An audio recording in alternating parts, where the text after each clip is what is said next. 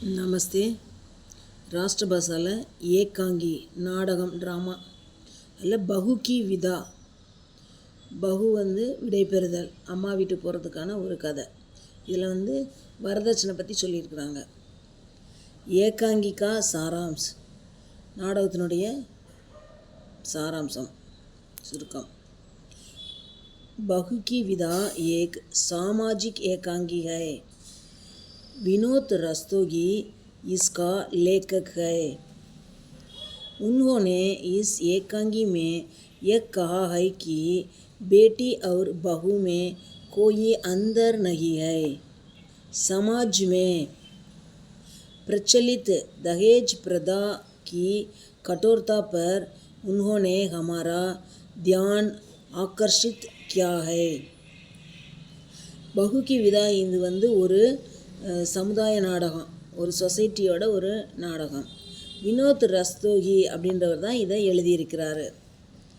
அவர் இந்த நாடகத்தில் இதை பற்றி சொல்கிறார். என்னென்னா, பேட்டி மகள், அவர் பஹு மகள் மற்றும் மருமகள், இவங்களில் கோய் அந்தர்னா டிஃப்ரென்ஸு, வேறுபாடு கிடையாது. மகளும் மருமகளும் ஒன்று தான். சமாஜ்மே சமுதாயத்தில், பிரச்சலித்து சமுதாயத்தில் நிலவி வரக்கூடிய தகேஜ் பிரதாக்கி கடோர்தா பர், தகேஜ்னா வரதட்சணை கொடுமையை பற்றி, கடோர்தா பர் உன்ஹோனே ஹமாரா தியான் ஆக்கர்ஷித் கை, நம்முடைய கவனத்தை கவர்றாரு இருக்கிறாரு.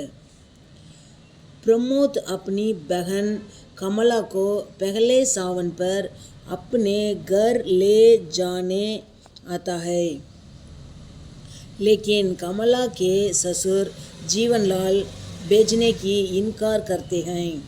दहेज की बाकी रकम 5,000 देकर कमला को ले जाने को कहते हैं।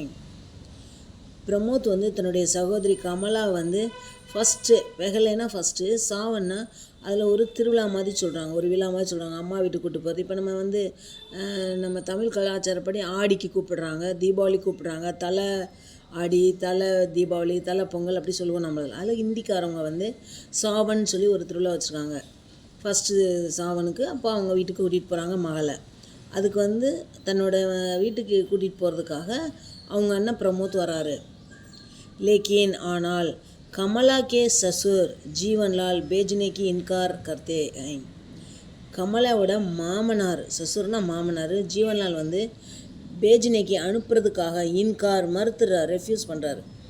தஹேஜ்க்கு பாக்கி, வரதட்சணை பாக்கி இருக்குது, தொகை எவ்வளவு, ரகம்னா தொகை, ஒரு அமௌண்ட்டு, 5,000 தேக்கர், 5,000 ரூபா பாக்கி இருக்கனால கொடுத்துட்டு கமலாவை கூட்டிகிட்டு போ அப்படி சொல்கிறாரு.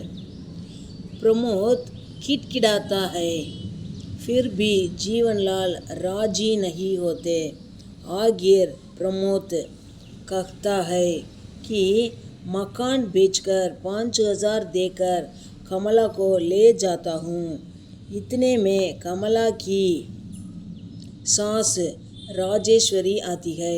वह प्रमोद को 5,000 देने तैयार होती है। प्रमोद கெஞ்சுறான், நடுங்குறான். ஃபிர்பி இருந்தாலும் ஜீவன்லால் சமாதானம் ஆகவே இல்லை. இறுதியில் பிரமோத் சொல்கிறான், எங்களோட ஒரு வீட்டை விற்று 5,000 ரூபாய் கொண்டு கொடுத்துட்டு கமலாவை கூட்டிகிட்டு போகிறேன்னு சொல்கிறான்.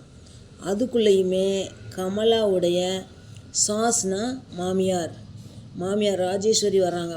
அவங்க பிரமோத்திட்ட 5,000 ரூபா கொடுக்கறதுக்கு தயாராக இருக்காங்க. அவங்க கையில் பணம் வச்சுட்டு இவனுக்கு கொடுக்க ரெடியாக இருக்கிறாங்க. इस समय जीवनलाल का बेटा रमेश आता है।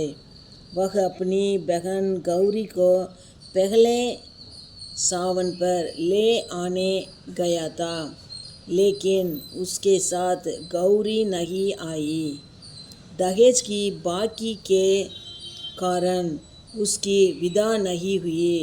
अब जीवनलाल की आंखें खुलती हैं।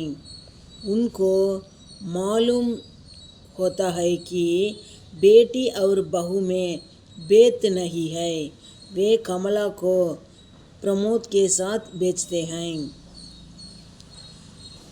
இந்த சமயத்தில் ஜீவன்லாலோட பையன் வந்து ரமேஷ் வரான். அவன் வந்து தன்னுடைய சகோதரி கௌரியை வந்து இதே மாதிரி பெகலையை ஃபஸ்ட்டு விழாவுக்கு வந்து சாவனுக்கு வந்து கூப்பிட்றதுக்காக போயிருந்தான். ஆனால் வந்து அவன் வந்து கௌரியை கூப்பிட்டு வரல, அவன் கூட கௌரி வரல.